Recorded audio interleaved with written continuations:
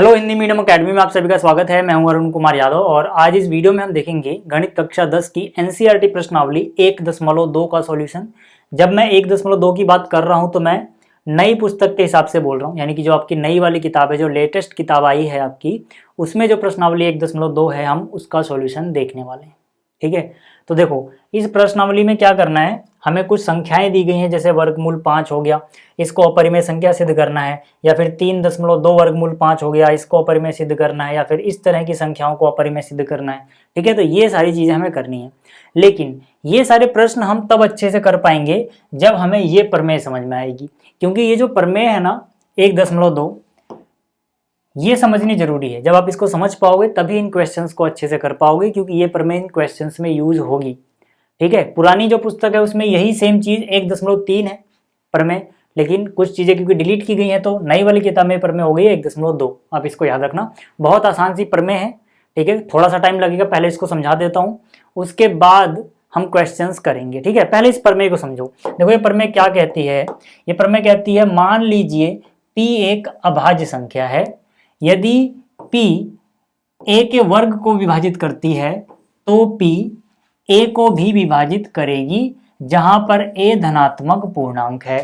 ठीक है, तो जो भी हमने ये चीज पढ़ी, इसको अगर मैं आपको शॉर्ट में बताऊं तो ये यहाँ पर बोला गया है कि सबसे पहले हमें ये मान के चलना है कि जो p है यहाँ पे वो कोई अभाज्य संख्या है। ठीक है, p क्या है, कोई अभाज्य संख्या है। ठीक है, अब अगर ये p, ठीक है, अगर ये p किसी संख्या a के वर्ग को विभाजित करे, जहां पर a कोई धनात्मक पूर्णांक होगा। ठीक है, अगर p a के वर्ग को विभाजित करे तो यही p a को भी विभाजित करेगा। ठीक है, यानी कि वर्ग हटा दो क्या बचेगा a। ठीक, अब इसी को अगर मैं उदाहरण से आपको समझाऊं कि यहाँ पर ये क्या चीज बोली गई है, आप इसको थोड़ा एग्जाम्पल से समझो। ठीक है, आप यहाँ पे जो मैंने स्टेप लिखे हैं इसको मैच करते हुए चलना।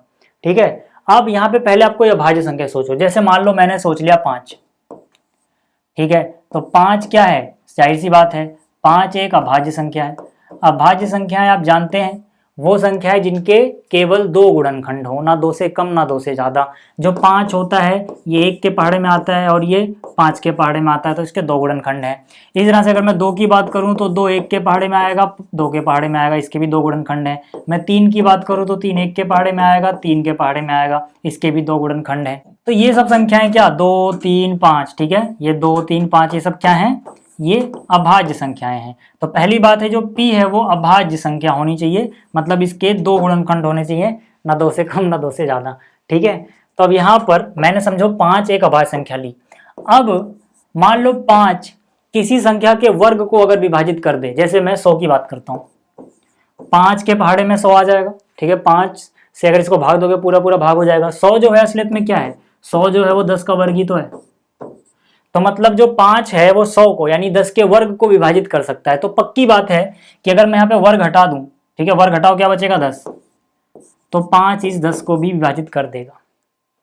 ठीक है, अगर ये अभाज्य ना होता तो कुछ भी हो सकता था कुछ संख्याओं के वर्ग को विभाजित कर देगा, फिर उनके वर्गमूल को नहीं कर पाएगा। अगर ये अभाज्य ना होता तो, ठीक है ना, अलग अलग संख्या में अलग अलग चीजें आती। लेकिन अगर ये चीज अभाज्य है तब पक्का हमेशा ये होगा कि अगर ये किसी के वर्ग को विभाजित कर दे तो उसके वर्गमूल को भी विभाजित कर देगी, यानी कि ये वर्ग हटा दो जो बचेगा वो। ठीक है, आप कोई भी एग्जांपल और भी ले सकते हो।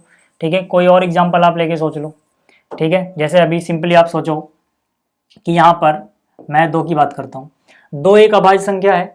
ठीक, अब जो 2 है वो पक्की बात है 16 को विभाजित कर सकती है। ठीक है, लेकिन पहली कंडीशन ये होनी चाहिए कि हम जो देख रहे हैं वो एक अभाज्य संख्या हो, क्योंकि p एक अभाज्य संख्या होनी चाहिए। तो 2 16 को विभाजित कर सकती है। अब 16 असलियत में क्या होता है, 4 का वर्ग ही तो होता है। तो पक्की बात है कि जो 2 है वो वर्ग हटा दो, यहाँ से ये चीज हटा दो, क्या बचा 4, 4 को भी विभाजित कर देगी। ठीक है, वही चीज यहाँ पे लिखी हुई है कि p अगर कोई अभाज्य संख्या हो, अगर ये p किसी संख्या a के वर्ग को विभाजित कर देगी, जैसे यहाँ पे 4 के वर्ग को विभाजित कर रही है, तो ये p जो है a को भी विभाजित करेगी। कंडीशन बस ये है कि यहाँ पर जो a है ना वो क्या चीज होनी चाहिए, वो होना चाहिए कोई धनात्मक पूर्णांक। ठीक है, जैसे यहाँ पे 4 एक धनात्मक पूर्णांक होता है।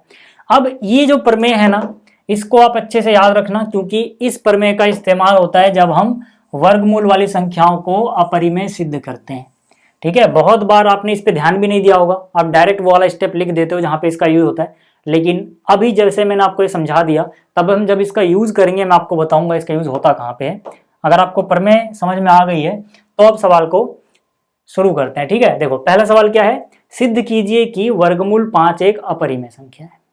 ठीक, तो यहाँ पे जो हम तरीका लगाते हैं वो होता है विरोधाभास मेथड। ठीक है, विरोधाभास या कॉन्ट्रडिक्शन का क्या मतलब होता है कि हम जो हमें सिद्ध करना है उसका उल्टा मान लेंगे। जैसे हमें सिद्ध करना है अपरिमेय है तो हम परिमेय मान लेंगे, और फिर लास्ट में हम कुछ ना कुछ ऐसा करके लाएंगे कि हमने जो माना था वो बात गलत है, मतलब उसका विरोध हो रहा है। तो अगर हमने जो माना था वो बात गलत हो गई क्योंकि हमने उल्टा माना था, यानी जो सिद्ध करना था वो सही हो जाएगा। नहीं समझ में आया तो एक बार देखो, समझ में आएगा। पहले क्या है, सिद्ध कीजिए कि वर्गमूल 5 एक अपरिमेय संख्या है। तो हम क्या करेंगे, हम यहाँ लिखेंगे, क्योंकि हमें विरोधाभास मेथड यूज करना है, कॉन्ट्रडिक्शन मेथड, तो यहाँ अपरिमेय की जगह परिमेय मान लेंगे। हम लिखेंगे माना वर्गमूल 5 एक परिमेय संख्या है। ठीक है ना, हमें हमेशा जो दिया है उसका उल्टा मानना है यहाँ पे।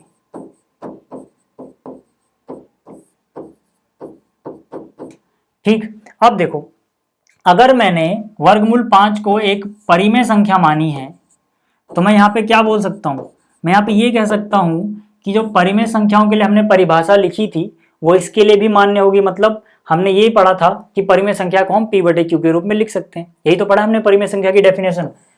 तो अब अगर मैंने इसको मान लिया है थोड़ी देर के लिए कि ये परिमेय है, तो मैं कह सकता हूँ कि मैं इसको p/q के रूप में भी लिख सकता हूँ। तो अगर ये परिमेय मानी है तो मैंने इसको p/q के रूप में लिख दिया। लेकिन जब हम p/q के रूप में लिखते हैं तब आपको कंडीशन क्या लगानी होती है कि p भी और q भी दोनों ही पूर्णांक होने चाहिए और q 0 नहीं होना चाहिए। तो वो यहाँ पे लिखना पड़ेगा जहां पर, ठीक है, यहाँ पे हम लिखेंगे जहां पर p व q पूर्णांक हैं तथा जो q है यानी नीचे जो आएगा डिनोमिनेटर में, यानी कि हर जो है वो 0 नहीं है। ठीक है, इतना तो आपने पढ़ा था। लेकिन इसके नीचे हमें एक और लाइन यहाँ पे लिखेंगे, यहाँ पे, और p व q असहभाज्य है, p व q असहभाज्य है। असहभाज्य का क्या मतलब होता है पहले वो समझ लो, फिर क्यों लिखा है वो समझाऊंगा। देखो, असहभाज्य का मतलब होता है कि जिनका HCF 1 हो, या तो आप ऐसे समझो, या फिर असहभाज्य का मतलब ऐसे भी समझ सकते हो कि जिनमें उभयनिष्ठ गुणनखंड है जो वो 1 के अलावा कुछ और ना हो। तो जब भी मैं P और Q को असहभाज्य बोल रहा हूं तो मैं ये कहना चाहता हूं कि P और Q का जो उभयनिष्ठ गुणनखंड है वो 1 के अलावा कुछ और नहीं होगा। मतलब 1 के अलावा ऐसा कोई गुणनखंड नहीं मिलेगा जो P का भी गुणनखंड हो और Q का भी गुणनखंड हो।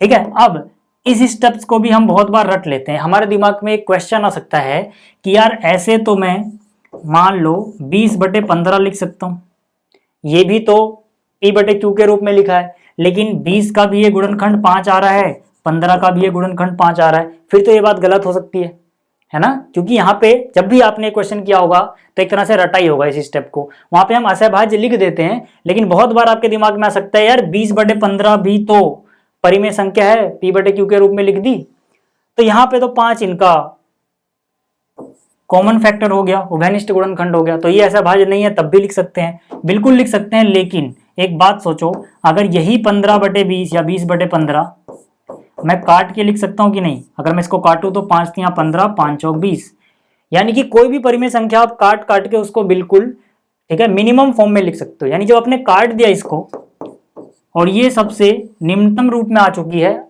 अब यहाँ पर और जब आप इसको और नहीं काट सकते हो, जब इसको आप और ज्यादा ना काट पाओ, तब सिर्फ ये एक ही होगा जो इसका उभयनिष्ठ गुणनखंड होगा, यानी कि अब 4 और 3 असहभाज्य बन जाएंगी। तो हमारे कहने का ये मतलब है कि हमने जो भी लिखा है p/q, ये काट काट के एकदम मिनिमम फॉर्म में लिख दिया है। समझ में आ गई बात? यानी कि अब ये असहभाज्य हैं, अब एक के अलावा इनका कोई भी उभयनिष्ठ गुणनखंड नहीं बचा, जो भी था हमने काट काट के एकदम मिनिमम फॉर्म में लिखा है। ठीक, अब एक के अलावा इनका कोई भी उभयनिष्ठ गुणनखंड नहीं बचा, और जिन संख्याओं का एक के अलावा कोई भी उभयनिष्ठ गुणनखंड ना हो उसे हम बोलते हैं असहभाज्य। तो यहाँ पे p और q असहभाज्य हैं, याद रखना। ठीक, इतना हो गया। जैसे ही आपको ये स्टेप समझ में आ गया, अब इसके आगे की कहानी बहुत आसान है। अब आपको क्या करना है, इधर वाले को इधर ले आना है, ठीक है, इस तरफ लाएगा ये गुणा में। तो यहाँ से देखो वर्गमूल 5 अपनी जगह है, क्यू इधर आ गया तो वर्गमूल 5 क्यू हो गया, उधर बच गया पी, दोनों तरफ वर्ग कर दो। एक कहानी की तरह चलता है क्वेश्चन, एक दो क्वेश्चन कर लोगे आपको स्टेप समझ में आ जाएंगे सारे, ठीक है। तो मैंने यहाँ पे लिखा दोनों तरफ वर्ग करने पर, दोनों तरफ वर्ग करने पर क्यों कर रहे हैं, क्या फायदा होगा, अभी आपको चीजें समझ में आएंगी धीरे धीरे, क्योंकि पहली बार देख रहे हो तो तसल्ली से सिर्फ देखना है आपको, ठीक है। तो यहाँ से दोनों तरफ अगर हम वर्ग करें तो यहाँ से इसका वर्ग, देखो मैं ये बोल रहा हूँ, इस तरफ भी वर्ग कर दो, इस तरफ भी वर्ग कर दो, ठीक है, ये कहने का मतलब मेरा। तो यहाँ पे जब आप इस तरफ वर्ग करोगे तो वर्गमूल 5 का वर्ग होता है 5, क्यू का वर्ग हो जाएगा क्यू का वर्ग, पी का वर्ग हो जाएगा पी का वर्ग, ठीक है। आपको याद रखना है वर्गमूल के अंदर अगर कोई संख्या है उसका वर्ग किया जाए तो वही संख्या हमें मिलती है, ठीक है ना, क्योंकि ये दोनों एक दूसरे को बैलेंस कर लेते हैं, सिर्फ x बचता है। तो वैसे ही वर्गमूल के अंदर 5 था, अगर मैं इसका वर्ग करूंगा तो सिर्फ 5 बचेगा, ठीक। अब जैसे ही इतना हुआ, यहां से इससे अगला जो स्टेप है वो भी आपने रट रखा है। इसके बाद आप क्या लिखते हो, देखो पहले मैं लिख देता हूं कि हम लिखते क्या हैं। इसके बाद हम लिखते हैं कि अगर ऐसा है तो इसका मतलब 5 पी स्क्वायर का एक गुणनखंड है, यही चीज आपने रट रखी है।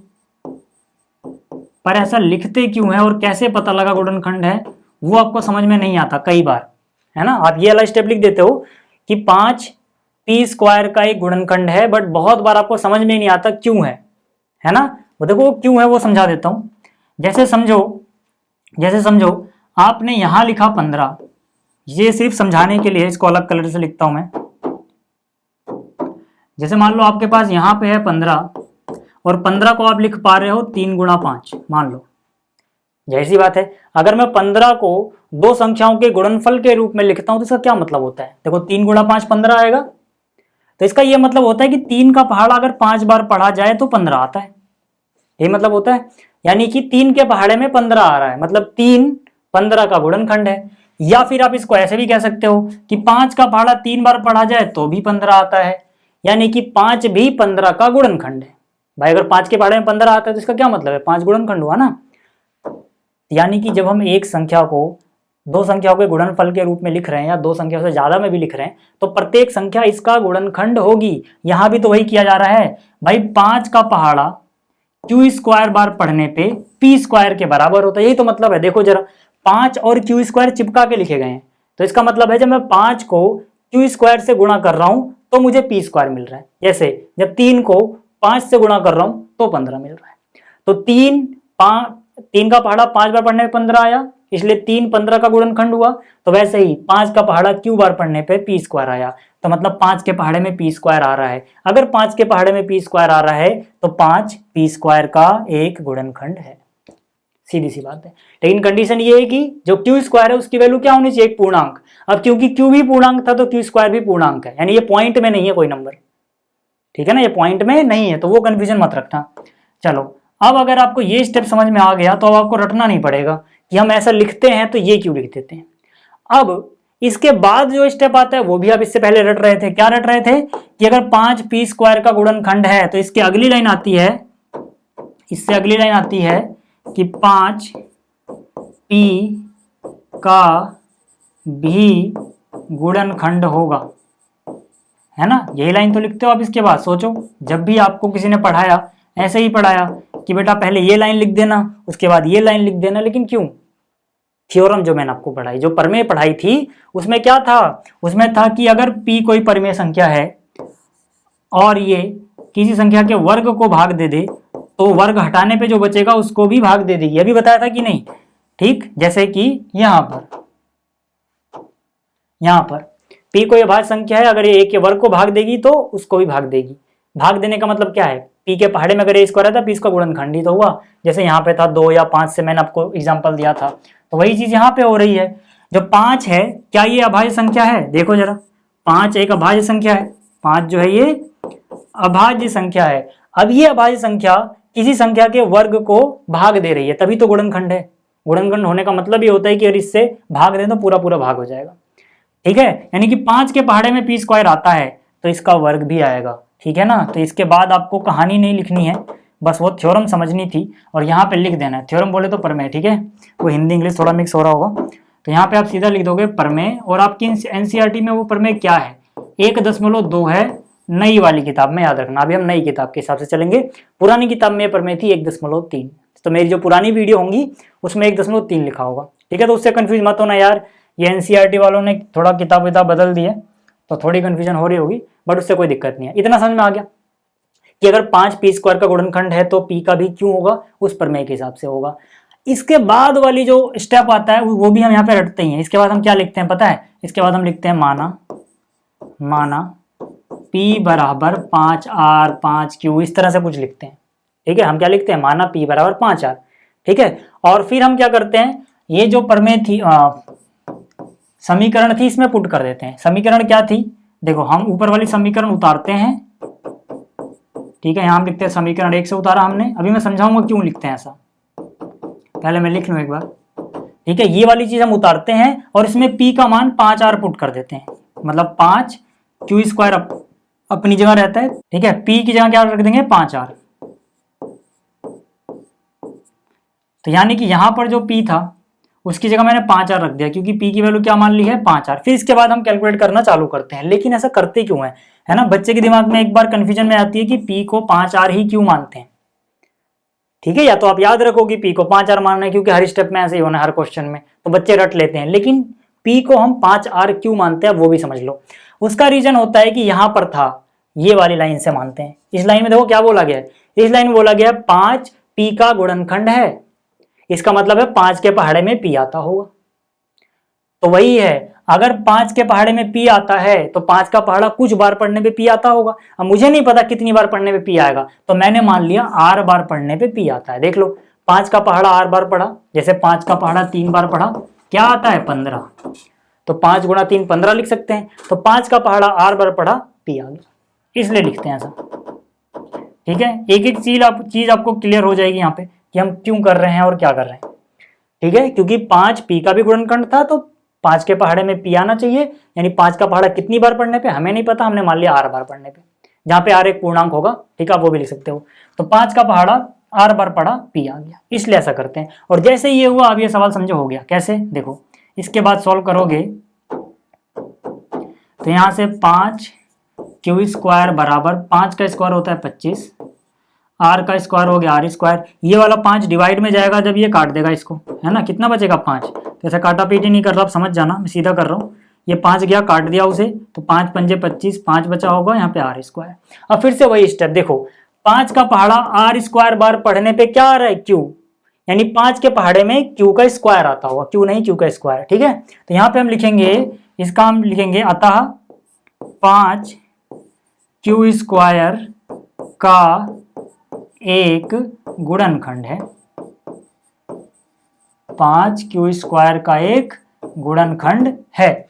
समझ में आ गई आपको बात, क्यों, क्योंकि 5 का पहाड़ा हमने R स्क्वायर बार पढ़ा, हमें Q स्क्वायर मिल गया, तो इसका मतलब है भैया 5 के पहाड़े में Q स्क्वायर आता था। फिर से हम देखेंगे 5 तो एक अभाज्य संख्या है, मतलब कोई अभाज्य संख्या किसी पूर्णांक के स्क्वायर को भाग दे सकती है या फिर उसका गुणनखंड है, तो इसके वर्गमूल का भी होगी, वही पर में फिर से, यानी कि 5Q का भी एक गुणनखंड होगा। इसके साथ क्या नाइंसाफी करनी, यहाँ पे लिख दो, ठीक है, 5Q का भी एक गुणनखंड होगा। अब देखो, अब इसके बाद की कहानी, अब यहां से विरोधाभास पैदा होता है। विरोधाभास क्यों पैदा होता है, जरा ध्यान से देखना, जिसको मैं अंडरलाइन करूंगा, मैंने यहाँ पे इसको अंडरलाइन किया, समझाने के लिए करना है, पेपर में मत करके आना। मैंने यहाँ क्या बोला, 5Q स्क्वायर, अरे Q का गुणनखंड है, जो 5 है वो Q का गुणनखंड है। थोड़ी देर पहले मैंने क्या लिखा था, थोड़ी देर पहले मैंने लिखा था कि जो 5 है ये P का गुणनखंड है। तो इन दोनों लाइनों से मुझे क्या पता लग रहा है, 5 P का भी गुणनखंड है, 5 Q का भी गुणनखंड है, मतलब ये तो इन दोनों का ही हो गया, यानी कि उभयनिष्ठ गुणनखंड हो गया। लेकिन इससे पहले हमने क्या लिखा था, इससे पहले हमने लिखा था कि P और Q असहभाज्य हैं। अब ये तीनों बातें मेल नहीं करती, क्यों, क्योंकि असहभाज्य जब आप लिख रहे हो तो आप ये कह रहे हो कि P और Q का एक के अलावा कोई भी उभयनिष्ठ गुणनखंड नहीं होगा, यही तो है इसका मतलब कि एक के अलावा कोई अवयनिष्ठ गुणनखंड ना हो। लेकिन इन दोनों लाइनों से क्या पता लग रहा है कि 5p और q दोनों का गुणनखंड है। ठीक है, तो यहां पे हम क्या लिखेंगे, हम लिखेंगे अतः 5p व q दोनों का गुणनखंड है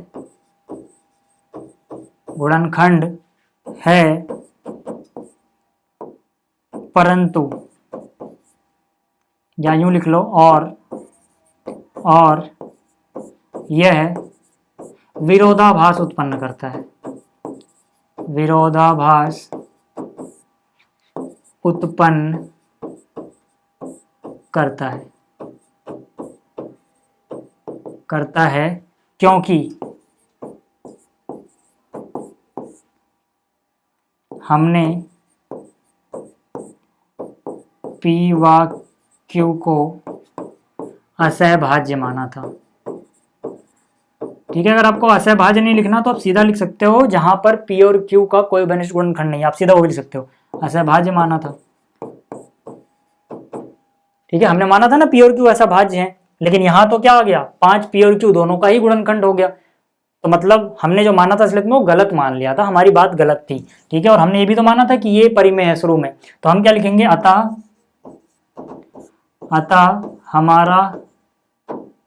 हमारा कथन, यानी जो हमने कहा ऊपर, असत्य है। ठीक है, हमारा कथन असत्य है, और हमारा कथन क्या था, वर्गमूल 5 परिमेय है, यानी वो चीज गलत हो गई, क्योंकि जब हमने परिमेय माना उसके बाद ही तो सारी चीज चालू हुई, यानी वही बात गलत थी जो हमने मान ली थी। तो हमारा कथन असत्य है और वर्गमूल परिमेय ना होके अपरिमेय संख्या है, वर्गमूल 5 अपरिमेय संख्या है। ठीक है, तो ये है करेक्ट एक्सप्लेनेशन इस क्वेश्चन की, जिसमें आपको एक एक चीज समझ में आई होगी। अगर आपको ये समझ में आ गया है तो अब आप, ठीक है, कोई भी क्वेश्चन कर सकते हो इस टाइप का, वर्गमूल 5 दे दे, वर्गमूल 3 दे दे, वर्गमूल 3 देंगे तो क्या करोगे, यहाँ पे वर्गमूल 3 से रिप्लेस कर देना यार। ठीक है, जहां जहां 5 नजर आ रहा है वहां आपको 3 नजर आएगा, लास्ट में जो 5r लिखा था वहां 3r नजर आएगा। वर्गमूल 2 दे देंगे तो वर्गमूल जहां जहां 5 है वर्गमूल 2 लिख दोगे, मतलब सब कुछ हो जाएगा अगर आपको ये चीजें समझ में आई है तो। इसके अलावा अगर मैं बात करूं दूसरे क्वेश्चन की, तो दूसरा क्वेश्चन क्या है, सिद्ध कीजिए कि 3 जमा 2 वर्गमूल 5 एक अपरिमेय संख्या है। ऐसे वाले क्वेश्चन और आसान होते हैं, ऐसे वाले जो क्वेश्चन होते हैं ना, दिखने में तो बड़े लग रहे हैं लेकिन ये और आसान है। जैसे पिछला क्वेश्चन सिर्फ वर्गमूल 5 था, इस क्वेश्चन में क्या आ गया, 3 प्लस में 2 वर्गमूल 5, तो देख के क्या लग रहा है ये कठिन होगा, नहीं, ये ज्यादा आसान होते हैं करने, बल्कि ये कठिन होते हैं। क्यों, क्योंकि जब हमसे इस तरह का क्वेश्चन पूछा जा रहा है तो इसका कहने का मतलब है कि वर्गमूल 5 का 2 गुना किया जाए, फिर उसमें 3 जोड़ा है। ठीक है, जब 3 जोड़ा जाएगा इसका डबल करके, तब जो संख्या आएगी उसको हमें अपरिमेय करना है। तो मतलब अगर इसमें मैं सिर्फ इसकी बात करूं तो इसको मैं शुरू से ही मान के चलूंगा कि ये अपरिमेय, इसको मुझे अलग से सिद्ध नहीं करना, इसीलिए ये वाला सवाल आसान हो जाता है। कैसे करते हैं इस तरह के क्वेश्चन को और ये आसान क्यों है वो मैं आपको बताता हूँ। तो अब देखो, जो पहला स्टेप रहेगा इसमें वो तो अपना सेम टू सेम रहेगा, यानी कि कॉन्ट्राडिक्शन मेथड अगर लगाना है तो जो भी यहाँ पे लिखा है इसका उल्टा पहले हम एज्यूम करेंगे, हम मान लेंगे। तो मैंने यहाँ पे लिखा माना 3 जमा 2 वर्गमूल 5 एक परिमेय संख्या है, क्योंकि हमें परिमेय सिद्ध करना है तो हम क्या मानेंगे, परिमेय संख्या।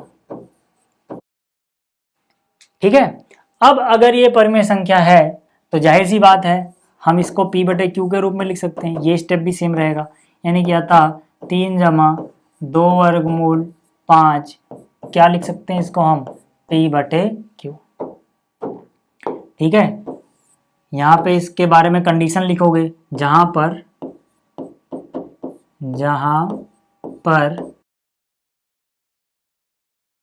ठीक है, आप चाहो तो देखो यहाँ पे ऐसा भाज्य वाला वैसे ज्यादा इंपॉर्टेंट नहीं है, आप चाहो तो ना भी लिखो।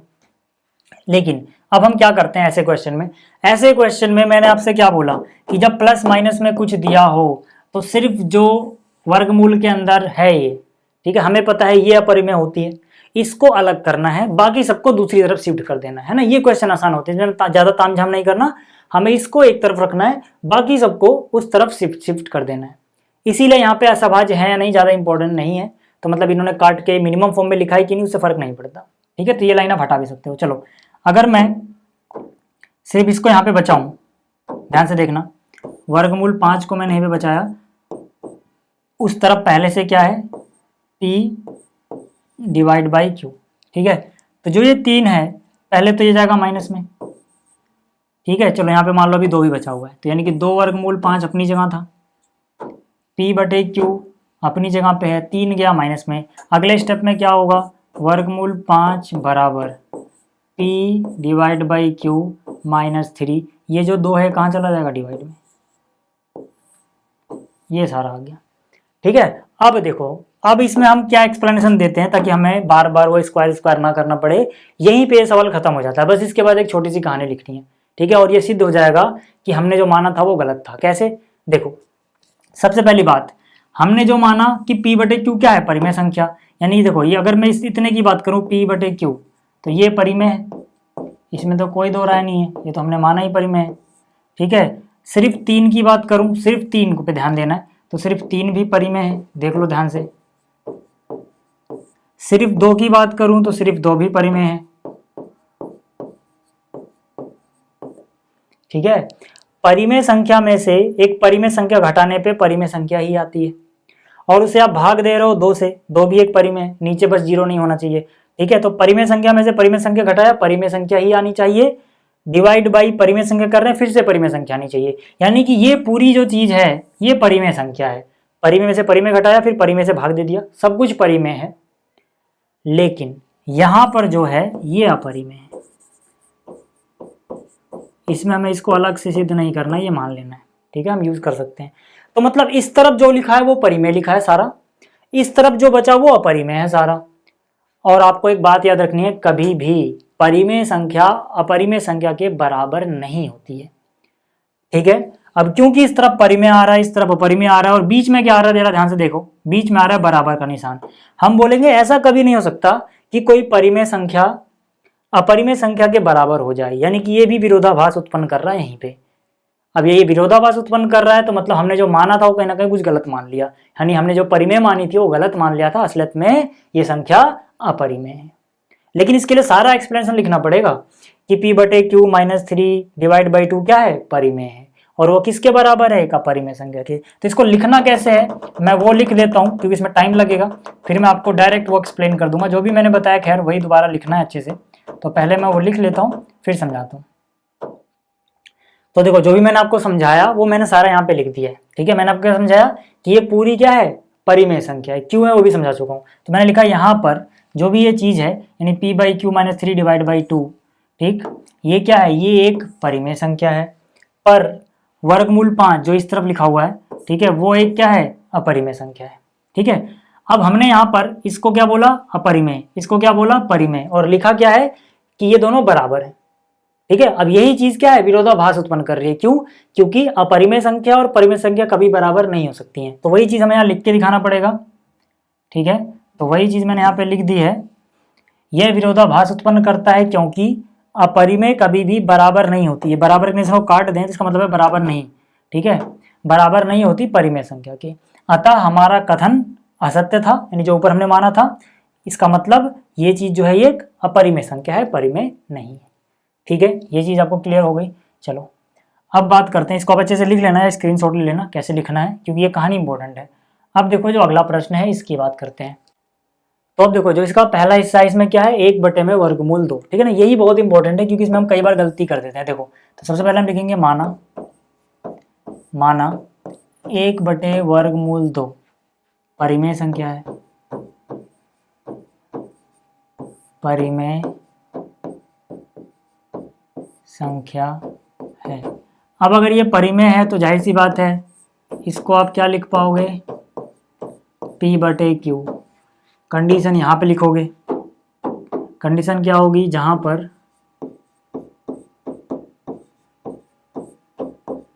P व Q पूर्णांक है व Q बराबर 0 नहीं है। ठीक है, यहाँ पे आप लिख लेना P और Q असहभाज्य भी है। ठीक, अब देखो बहुत बार हम देखो इसमें क्या करते हैं, बहुत सारे टीचर्स ने भी ये चीज़ करा रखी है, लेकिन उसमें एक गलती है, आप वैसे मत करना। इसमें हम क्या करते हैं कि हम वर्गमूल 2 को ऊपर ले आते हैं, 1 को नीचे लाते हैं, मतलब इसको उलट दिया। ये तरीका सही नहीं है, बट करते कैसे हैं वो भी मैं आपको बाद में बताऊंगा, पहले लेकिन देख लो इसमें गलती क्या है। ठीक है, हम इसको भी उलट देते हैं। फिर हम बोलते हैं √2/1, तो √2 ही हो गया, और ये हो गया Q/P। अब क्योंकि सिर्फ √2 दिया होता तो सारे स्टेप करते हैं, लेकिन अगर ये बटे में दे दिया तो इसको हम क्या मान लेते हैं कि ये अपरिमेय है, जैसे पिछली बार 5 में माना था।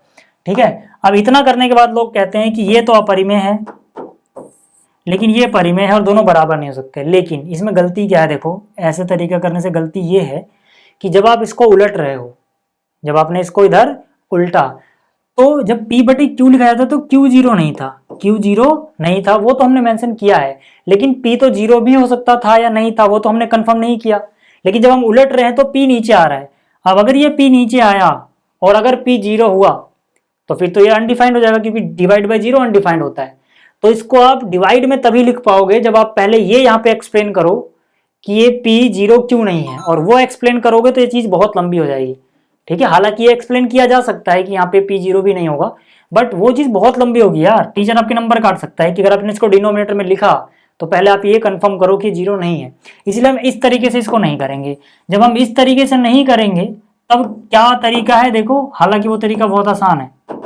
देखो कैसे करेंगे, आप सिंपली इस क्वेश्चन को इस तरह से करना कि आप शुरुआत में यहाँ पे क्रॉस मल्टीप्लाई कर दो तो आपका काम बन जाएगा।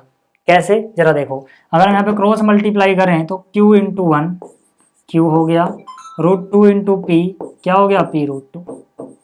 ठीक है, फिर से बोल रहा हूँ, यहाँ पे आप लिख लेना P व Q ऐसा भाज्य है, चलो मैं लिख ही देता हूँ।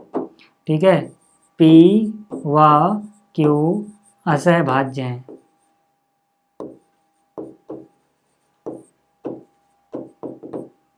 ठीक है, अब देखो, अब ये पिछले सवाल की तरह बन गया, दोनों तरफ वर्ग कर दो। यहाँ क्या लिखोगे, दोनों तरफ वर्ग करने पर, दोनों तरफ वर्ग करने पर, दोनों तरफ वर्ग करोगे, यहाँ पे Q का वर्ग हो जाएगा, यहाँ P का वर्ग हो जाएगा, और वर्गमूल 2 का वर्ग होता है 2। ठीक है ना, वर्गमूल 2 का वर्ग 2 ही हो गया। अब इसका क्या मतलब है कि 2 का पहाड़ा P² बार पढ़ रहे हो, Q² आ रहा है, यही तो है। ठीक है, यानी पिछले सवाल की तरह बन गया जो पहला था वर्गमूल 5 वाला, उस तरह से। तो यहां से हम कह सकते हैं कि 2Q² का गुणनखंड है, याद करो।